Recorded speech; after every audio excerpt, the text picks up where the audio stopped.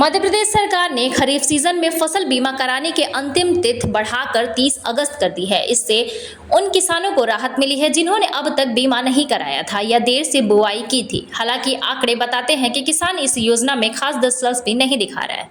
कृषि विभाग के अनुसार अब तक 1.14 लाख किसानों ने बीमा कराया है, जिसमें से अधिकांश ऋण लेने वाले किसान हैं।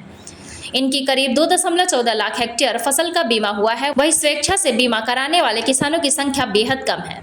सिर्फ 74,000 किसान जिनकी 4500 हेक्टेयर फसल बीमित हुई है।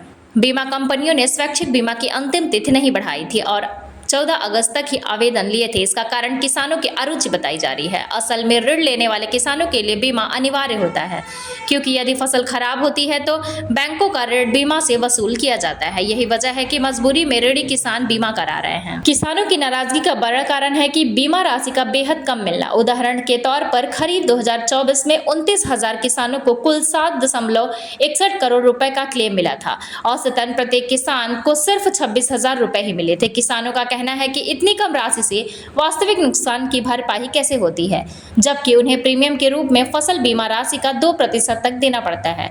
खरीफ सीजन में सबसे ज्यादा बीमा सोयाबीन फसल का हुआ है, जो कुल बीमित क्षेत्र का लगभग 70% है। इसके बाद धान का स्थान है, जबकि मक्का की फसल का बीमा सबसे कम हुआ है। अंतिम तिथि बढ़ने से सरकार को उम्मीद है कि ज्यादा किसान बीमा कराने आएंगे। हालांकि किसानों का कहना है कि जब तक क्लेम की राशि वास्तविक क्षति के बराबर नहीं होगी, तब तक बीमा योजना उनके लिए उपयोगी साबित नहीं होगी।